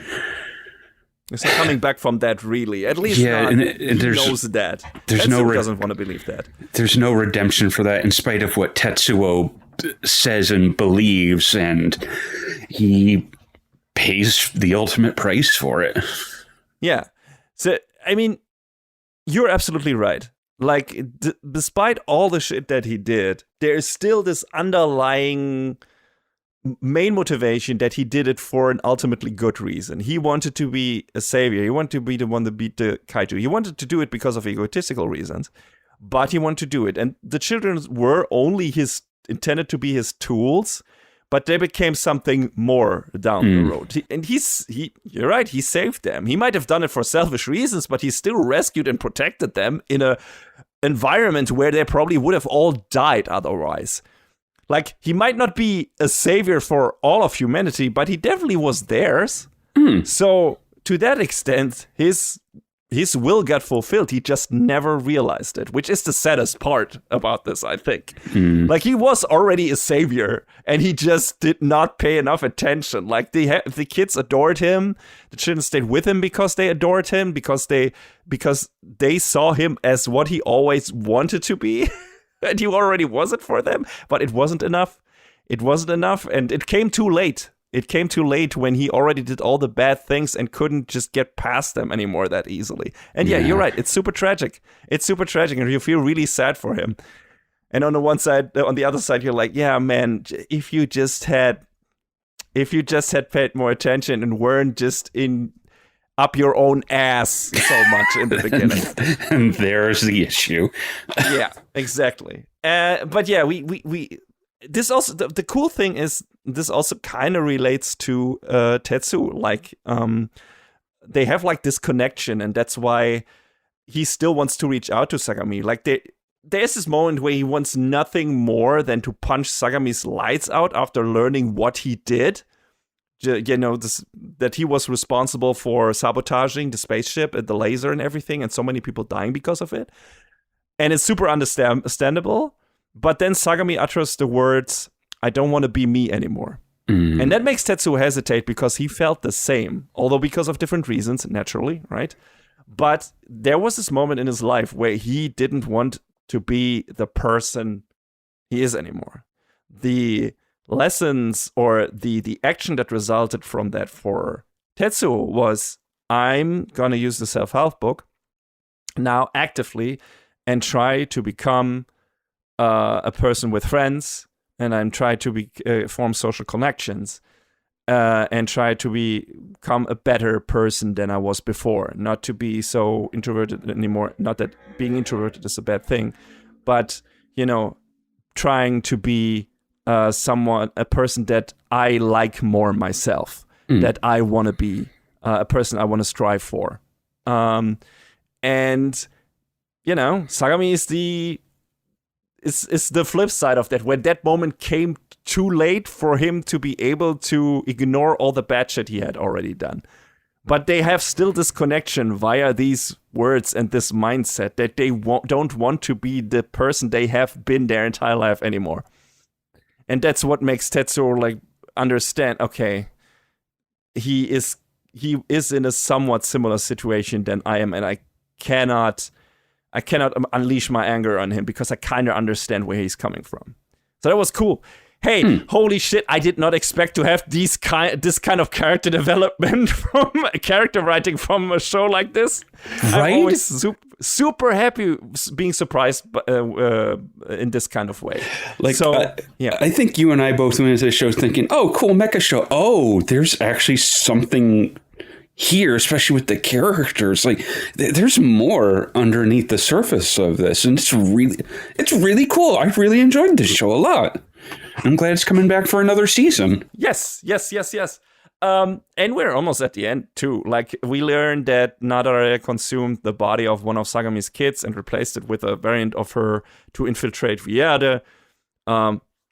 She, of course, is the ice kaiju. I mean, Nadare herself probably was another human at some point that got taken over by the ice kaiju, and she just was like an avatar for the kaiju, one of its different personas or whatever, and that was used to infiltrate Earth defenses and everything, and turn via Sagami, turn them against themselves.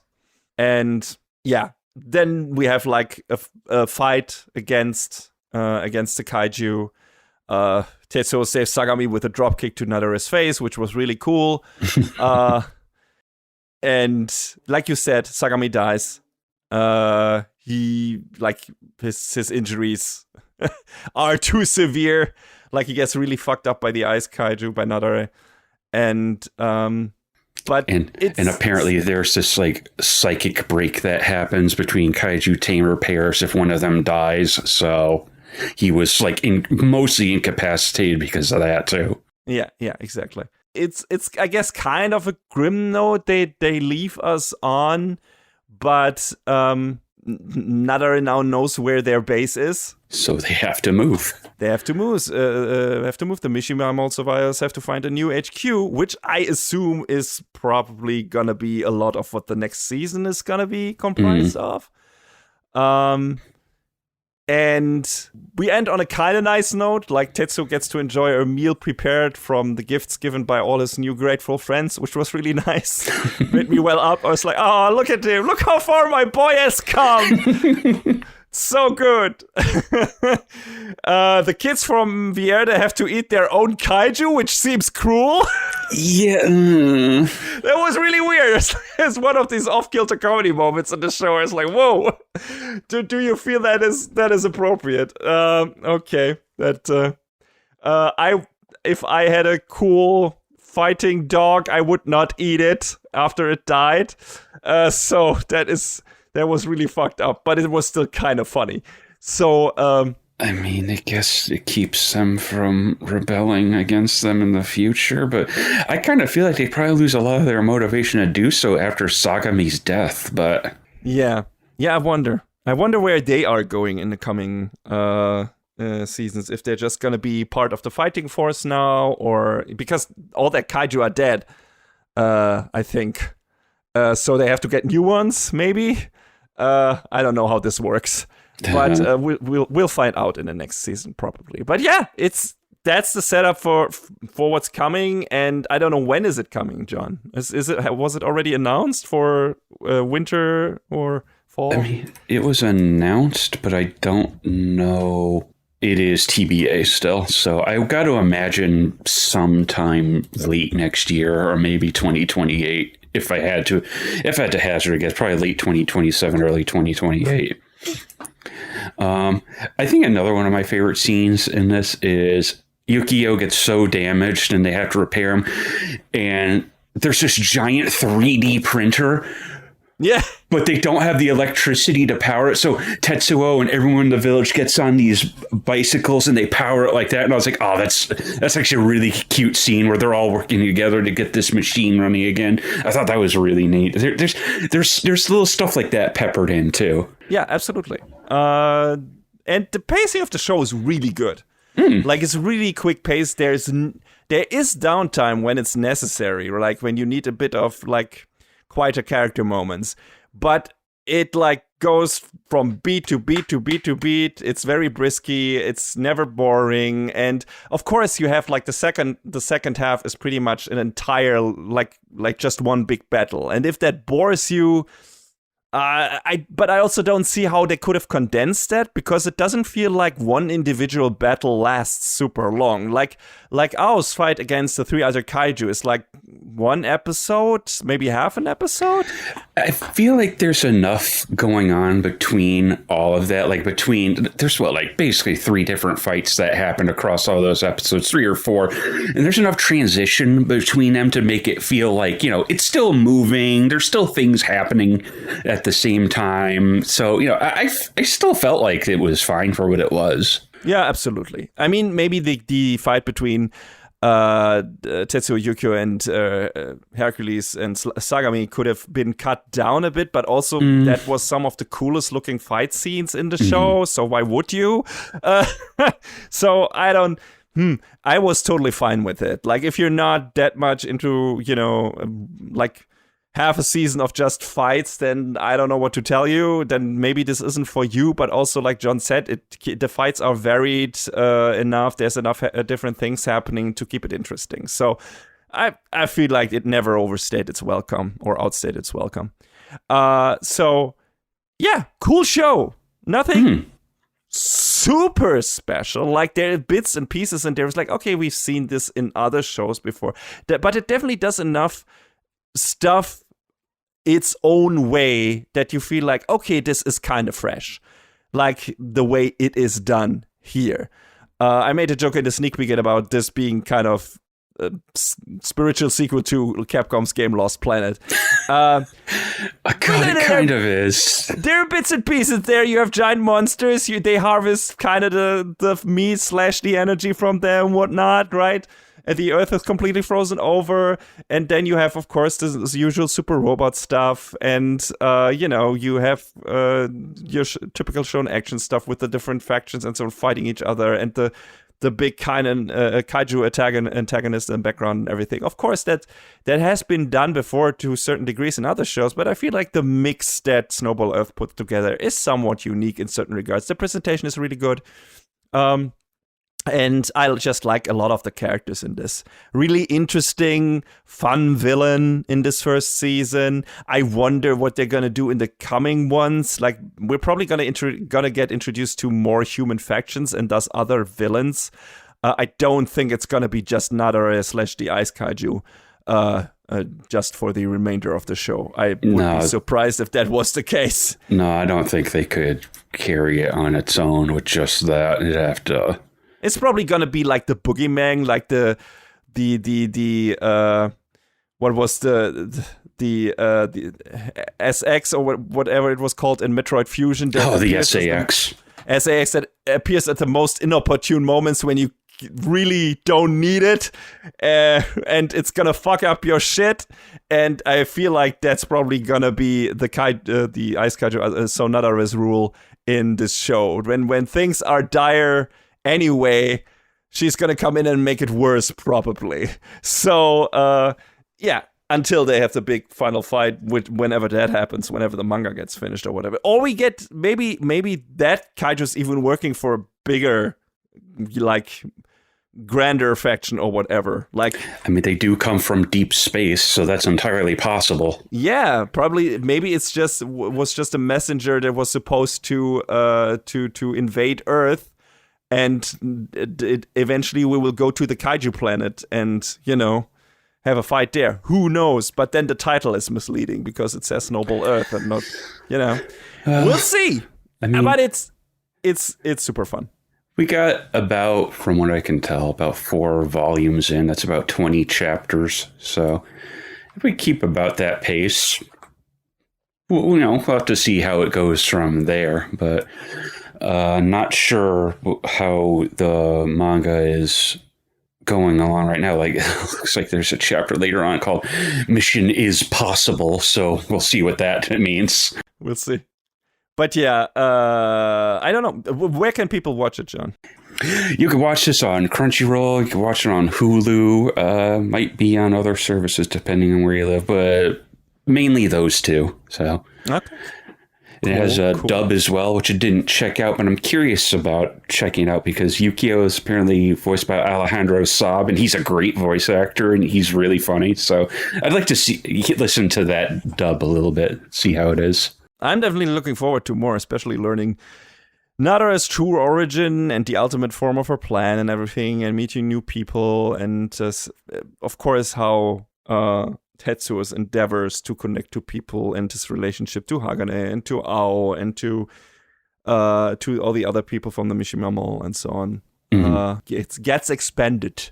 Yes, so I don't like winter, but if you like the ice and the snow and you like giant robots, I mean, who doesn't like giant robots? You know the song from Megas XLR, everyone loves giant robots. This was actually a really, really fun show with some unexpected in a good way, character writing that I think we both really enjoyed. And it's a quick watch. It's definitely worth checking out, I think. Yeah, absolutely. And that coming from the certified winter hater, John, is high praise indeed.